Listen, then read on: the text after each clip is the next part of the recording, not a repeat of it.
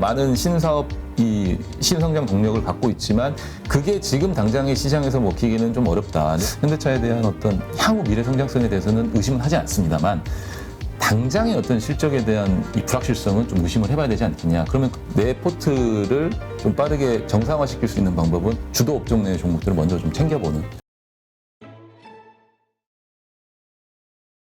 가장 먼저 어제 큰 이슈였죠. 네. 간편송금 제한. 네. 예, 이제 카카오 그룹주, 네. 특히 어제는 카카오페이가 네. 좀 빠지더니 오늘은 카카오뱅크가 급락을 하네요. 네네네. 이게 원래 페이 이슈 아닌가요? 페이 이슈인데 뭐 어쨌든 뱅크도 마찬가지잖아요. 사실은 그 왔다 갔다 하는 거니까. 그래서 뭐 뱅크 자체 무슨 악재가 또 생긴 거 아니냐 이런 얘기를 오전 방송했었는데 그런 건 아닌 것 같아요. 뭐 국민은행 뭐 블록딜까지 이제 진행이 되면서 그런 건데 밑꼬리를 달고 올라오는 것 같긴 해요. 많이 올라왔네요. 네, 다시 많이 올라왔는데 이게 뱅크는 사실은 두 가지 목적으로 카카오뱅크를 쓰시는 분들이 많잖아요.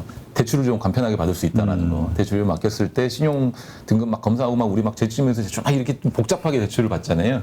그런 부분들을 좀 간편하게 싼 금리로 받을 수 있다는 부분 때문에 카카오뱅크를 이용하시는 분. 그 다음에 페이를 쓰기 위해서 좀 편리하게 페이를 좀 쓰기 위해서 뭐 내 원래 계좌 등록하고 이런 것보다 카카오뱅크에서 이제 바로바로 할 수 있게끔 페이를 좀 쓰기 위해서 쓰시는 분들 대부분 이제 제 주변 분들은 이제 비상금 용도로 많이 쓰시더라고요. 카카오뱅크를. 그래서 그 용도인데 같이 연관되어 있는 부분들이 좀 있어서 그러는 것 같고요. 오늘은 좀 블록딜 이슈로 오전에 야, 왜 갑자기 이 자리에서 국민은행, KB은행이 블록딜을 하지?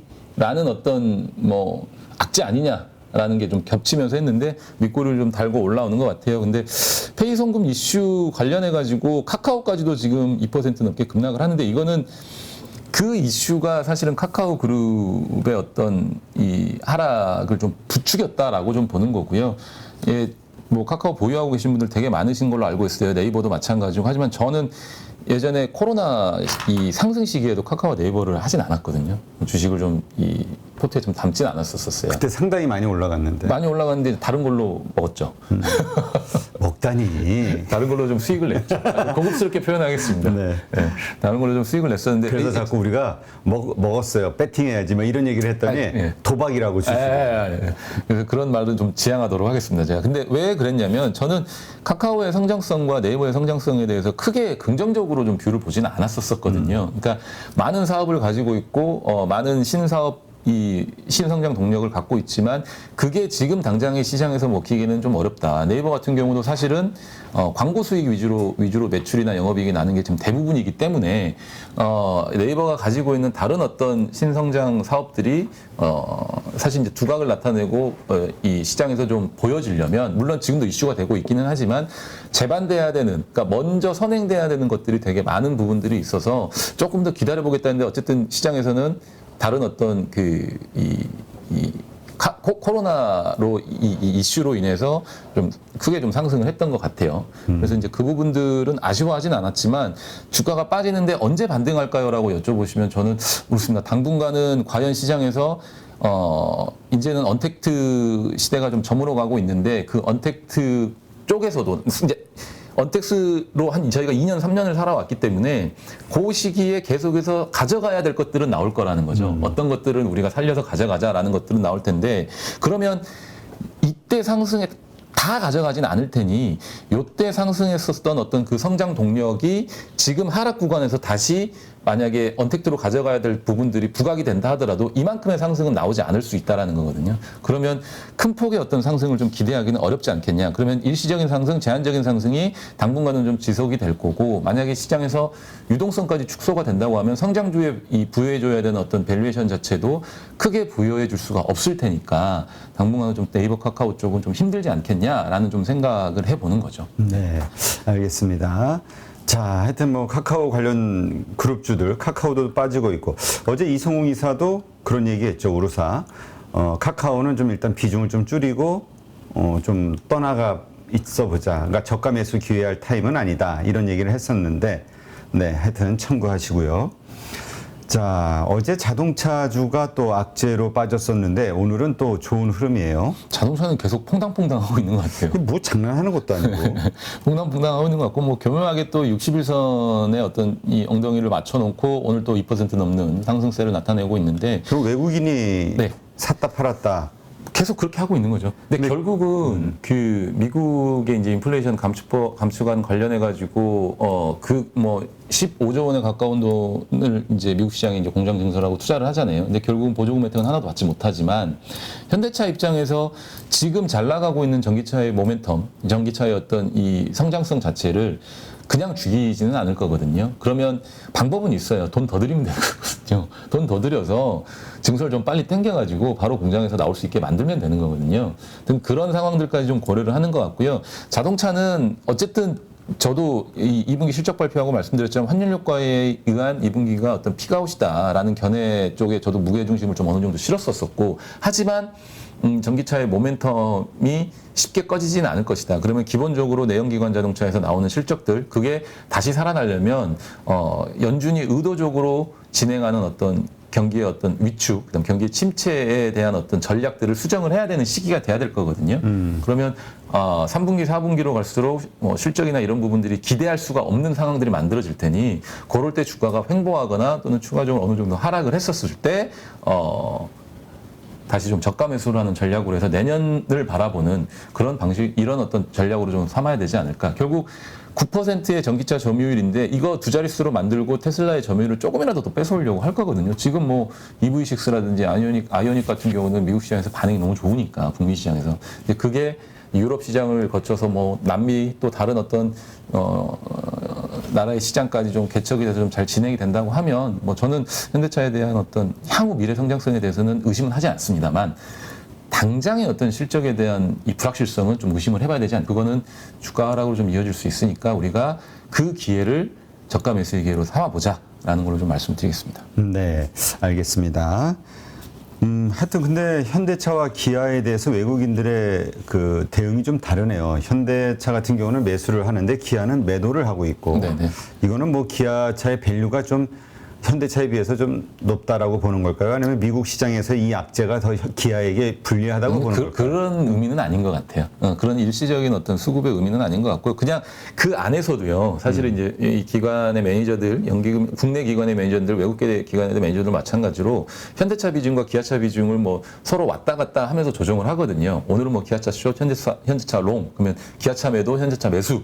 이제 그 전략을 한 3, 4개월 가다가 어느 정도 좀 수익이 됐으면 또 그걸 바꾸기도 하고 하기 때문에 일시적으로 왔다 갔다 하는 비중 조절에 대한 부분들은 아니면 또 포트 내에서 다른 어떤 종목들을 매수를 했는데 현대차를 좀 더 사기 위해서 기아차를 좀 줄여놓고 현대차를 더 산다든지 근데 따로 맥락이 있어서 그러는 건 아닌 것 같아요. 제가 들어본 결과로는 특별한 악재가 없고 호재가 없는데 왔다 갔다 하는 수급들은 별로 그렇게 크게 신경 쓸 필요 없다라고 얘기를 하더라고요. 네. 자, 지금 댓글창에도 올라왔듯이 자동차는 잘 가고 있는데 2차 전지 소재 쪽은 또 LNF와 에코프로비엠을 위시해서 좀 하락세가 보이고 있네요. 뭐 네, 에코프로비엠 같은 경우는 외국인이 끊임없이 매도하고 있네요. 여러 날째. 네. 그냥 뭐 차익 실현하는 거죠. 사실은 많이 올랐잖아요. 그러니까 제가 올랐죠. 앞서 말씀드린 게 이번 시장에서 가장 많이 수익률을 내줬던 그리고 이전에 장이 하락을 할 때도 오히려 단단하게 좀 버텨줬던 업종 섹터이고 주도주였었잖아요. 주도주였었고 근데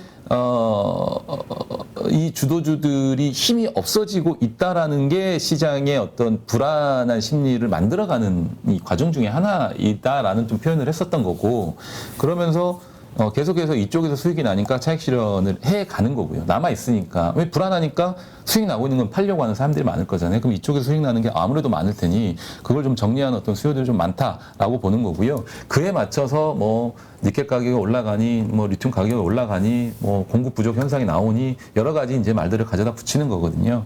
어쨌든 그냥 시장에서 가장 간단한 기본적인 논리예요. 많이 먹었으니까 파는 거거든요. 많이 수익이 났으니까 파는 거라고 좀 일단은 지금 현재 시장에서 보시면 될 것 같고 하지만 이 소재 업종에 대한 어떤 이 장기적인 관점의 뷰를 좀 살펴보자면 또 하나의 길이 수주를 받을 수 있는 길이 열렸다라는 거거든요. 결국은 미국의 자동차 회사들, 현대차도 마찬가지고 대다수의 이 전기차를 만드는 글로벌 자동차 메이커 브랜드 회사들이 또 미국 시장에 증설을 하면서 추가적인 이 물량들을 만들어낼 거라는 거죠. 그러니까 예를 들면 GM이 뭐 500만 대, 1000만 대를 뭐 연간으로 뭐 만들어낼 수 있는, 뽑아낼 수 있는 공장이 있다면 거기까지만 사실은 이제 전기차 관련된 이 보조금 혜택을 받을 거잖아요. 근데 수요가 더 늘어나면 또 증설을 해가지고 또 받을 수 있어요.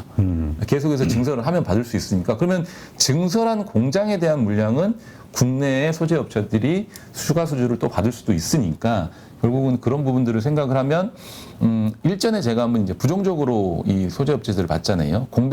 이 수주 공백 기간이 있을 수 있다. 보조금이나 이런 것들 때문에 수주 공백 기간이 있다고 했었는데 그 공백 기간이 없어지면서 대량 수주를 또 한 번 받는다고 하면 영업이익이 3,600억이 올해 예상 에코프로 비행 같은 경우 나온다고 하는데 이게 내년도에 또 5천억, 6천억 이렇게 좀 이 퀀텀 점프를 할 수 있거든요. 그러면 성장주로서의 어떤 매력이 계속해서 이어질 수 있다라는 거죠. 그러면 아직도 전기차 또 전기차 소재 관련된 이 업종 내의 종목들은 이제 도입기를 지나서 성장기로 진입하는 시기라는 거거든요. 계속해서 그 안에 걸쳐 있다라는 거잖아요. 그러면 등락이 분명히 어느 정도 계속 있겠지만 주가는 성장기에 가장 많이 오르니 아직도 성장기 시장에 남아 있다라고 하면 충분히 더 오를 수 있는 가능성이 있습니다. 그러면 조정이 있었을 때 또는 나는 얼마까지 좀 기다려 보겠다라는 어떤 확실한 기준을 가지시고 기다렸다가 그 가격대에서 매수를 하셔서 바이앤홀드 전략 또는 분할 매수를 계속 꾸준히 해 가시는 전략으로 내년 하반기까지 올해 하반기 내년까지 계속 좀 꾸준히 좀 지켜보시면 또 한 번 장이 빠지고 나서 올라올 때 얘가 또 주도주가 될 수 있거든요. 네, 그렇게 생각하시면 좋을 것 같아요. 하긴 그 남석권 대표님 슈퍼김이 지금 이번에 그 반등할 때 가장 세게 반등했던 주식들, 근데 뭐 2차 전지 소재 쪽이겠죠. 이런 것들이 조정이 받고 나서 다음번에 다시 반등이 일어났을 때는 이전에 강했던 것들, 조정받은 것들을 다시 사는 게 가장 좋은 전략 같다. 가장 좋은 전략이고 가장 빠르게 수익을 먼저 챙길 수 있는 전략. 그런 얘기를 하더라고요. 근데 이제 이거죠. 만약에 근데 시장이 완전히 폭락을 해버렸어요. 뭔가 위기나 신용경색, 뭐 시스템 리스크로 완전하게 예전 코로나 때처럼요. 완전히 폭락했었을 때는 이러한 종목들보다는 대형주 우선입니다. 그때는요. 수급이 먼저 들어오는 게 왜 대형주 우선이냐면 지수를 먼저 끌어올려야 되거든요. 어떤 인덱스 펀드들 위주로 뭐 자금들이 먼저 들어올 테니까 그때는 대형주들이 한 20%에서 30% 정도의 수익률을 먼저 주고 그 다음번에 개별 종목들, 그러니까 2차 전지라든지 다른 주도주 섹터들이 생겨나기 시작을 해요. 그때 그 종목들이 이 먼저 올랐던 대형주들의 어떤 수익률을 초과하면서 빠르게 치고 올라가거든요. 근데 그런 상황에서는 그렇게 하시고 일정 부분 어떤 일시적인 조정, 시장이 어떤 상승이 멈췄다가 좀 빠졌다가 다시 되돌아 올라가는 그런 모습들을 보여줄 때는 이전에 주도했던 종목들이 먼저 수익률을 내주니까 내 포트를 좀 빠르게 정상화시킬 수 있는 방법은 앞서 말씀드린 대표님의 말씀처럼 주도 업종 내의 종목들을 먼저 좀 챙겨보는, 주워 담아보는, 빠졌었을 때 그런 전략으로 보시는 게 좋을 것 같아요. 네. 하여튼 요번 반등장에서 가장 세게 올랐던 주식들 잘 한번 관심 종목으로 체크해 놓으시기 바랍니다. 그러면 이제 뭐 방산주, 2차 전지 뭐 이런 게 되겠죠. 태양광, 풍력 섹터들도 하반기로 가면 제가 에너지 대란이 있을 수 있다고 했으니 그때 만약에 지금 시장이 어느 정도 좀 빠졌을 때 조정이 나왔었을 때 9월에 또 뭐 FMC하고 또 뭐 양적 긴축 뭐 이런 얘기 나오고 하면서 시장이 좀 흔들렸었을 때 태양광 이런 거, 이 태양광이라든지 풍력 에너지 섹터, 그러니까 신재생 에너지 섹터를 좀 사두시고 2차 전지라든지 이런 것들 좀 빠졌을 때 사두시고 방산주들 좀 사두시면 반등이 다시 나왔었을 때 어찌됐든지 간에 그 종목들이 먼저 좀 올라갈 수 있는 가능성이 좀 높은 거죠. 네, 알겠습니다. 그다음에 조선주 한번 봐줄래요? 조선주는 계속 말씀드리지만 지금 계속 갈 거다. 계속 가는데 지금 막 내가 막 20% 30% 막 50% 이렇게 수익 날 종목은 아니에요. 근데 뭐 현대중공업 정도야 사실 최근에 살짝 두각을 좀 보였는데 수익률 쪽에서 이거 계속 치고 달려갈 것은 아니거든요. 어차피 또 박스권이잖아요. 그럼 삼성중공업 차트 한번 볼까요? 자, 여기서 좀 처질 수 있어요. 삼성중공업 차트 볼까요? 마찬가지예요. 계속 박스권이에요. 이거 뚫고 가기는 어려워요. 왜냐하면 아직 배가 인도되는 시점이 아니에요. 그동안 수주했던 것들이. 올해 연말쯤 되면서 인도가 되기 시작하거든요. 그리고 추가적인 수주도 내년 1분기 상반기 중으로 추가 수주가 또 들어와요. 교체 수요가 있으니까. 그 수주가 시작되는 게 내년 상반기 중이거든요. 그러니까 LNG선 이슈로만 본다고 하면 뚫고 갈 수도 있는데 그냥 그건 수주만 받은 것 뿐이지 그게 바로 인도가 되는 건 아니잖아요. 그거와 같이 선들이 인도가 되는 시점, 이전에 받았던 것들이 인도가 되는 시점이 올해 연말 내년 초부터고 또 이전에 해놨던 이 선박들의 교체 수요 진행되는 이 물량들이 이제 받아야 되는 것들이 있거든요. 그게 연말부터 더 진행이고 그러면 삼성중공업 같은 경우는 사실 LNG선 관련해서 제가 이슈를 계속해서 말씀을 드리지만 흑자 전환되는 시기가 올해 3분기에도 안 돼요. 정말 잘해봐야 정말 잘해봐야 올해 4분기 여기 좀 마이너스 났잖아요. 올해도 353억 마이너스로 나왔는데 적자 규모가 줄어드는 게 3분기, 4분기고 이게 만약에 진짜로 잘 돼봐야 간신히 흑자 전환하는 정도거든요. 근데 그게 내년이 되면 1분기, 2분기, 3분기 흑자 전환 폭이 계속 커져요. 이제. 그러면서 주가가 모멘텀을 받는데 지금은 아니라는 거예요. 그러면 조선주 이때 못 샀잖아요. 다시 사실 수 있어요. 그러니까 요 가격대에 못 서둘지 사셨잖아요. 말자. 네, 올라갈 그러면 때. 5,000원대에 다시 사실 수 있어요. 뚫고 올라가는 건 어쩔 수 없지만 안 올라가기를 바라본다면 요 가격대에 다시 사실 수 있으니까 못 사셨으면 요 가격대에 사시고 사신 분들은 요 가격대 좀 사셔가지고 수익 나신 분들은 정리를 좀 하셔도 될 것 같아요. 네, 그렇게 보시면 될것 알겠습니다. 같습니다. 네. 자, 불타오르다님, 솔루스 첨단 소재 부탁합니다. 솔루스 첨단 소재. 아, 이쪽 수소 쪽이잖아요. 그죠? 아닌가? 저기 됐어요. 잘 모르겠어요. 아니, 왜냐면 제가 두산 솔루스랑 솔루스 첨단 소재 이쪽을 잘 안 하는, 얘 동박 쪽이죠. 죄송합니다. 네. 어우, 너무 바닥인데. 일단 기술적 분석만 좀 봐야 될 것 같습니다. 네. 어우, 너무 바닥이네요. 주가가. 많이 빠졌죠? 네. 아니, 전지박 동박 사업하는 맞죠? 제가 잘못해서 두산 솔루스하고 제가 헷갈렸네. 그쪽하고 좀 헷갈렸고.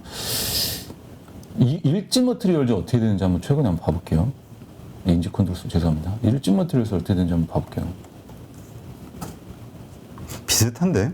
아, 이쪽이 좀 안 좋네요. 지금요. 예, 업황이 이쪽이 좀 안 좋네요. 소재, 같은 소재 쪽, 2차전지 소재 쪽이라는 한데, 양극재 쪽 시장만 이제 대량으로 좀 수주가 들어오고, 사실 이 동박 쪽이 단가가 그렇게 좀 높지가 않아요.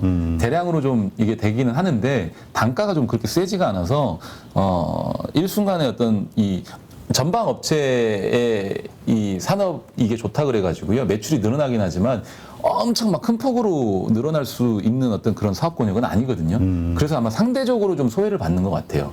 근데 좋아지기는 할 텐데 주가가 지금으로서는 바로 왜냐면 자 최근에 이 베어마켓 랠리 장세에서도 올라가는 이 주가의 각도 자체가 좀 크지가 않았었죠. 솔루스 첨단 소재 같은 경우도 마찬가지로 그 각이 좀 크지가 않고 지금 다시 내려가려는 모습이잖아요. 거래량도 지속적으로 줄어버리고 그러면 다시 전저점을 좀 보러 가려고 하는 모습일 수도 있어요. 아니면 최대한으로 좀 긍정적인 시나리오를 그려보자면 지지하고 옆으로 좀 횡보하는 정도 수준. 그러니까 빠졌다가도 다시 올라오는 수준. 그러니까 요 가격대 근방을 좀 지켜주려고 하는 수준인지 여기서 다시 치고 올라가려고 하는 모습은 좀 아닌 것 같아요. 거래량하고 다 비교를 해봤었을 때는 조금은 불안한 상황입니다. 네. 그러니까 지금이 왜냐면 장이 어느 정도 좀 살아있잖아요. 그나마 개별 종목 시장들이.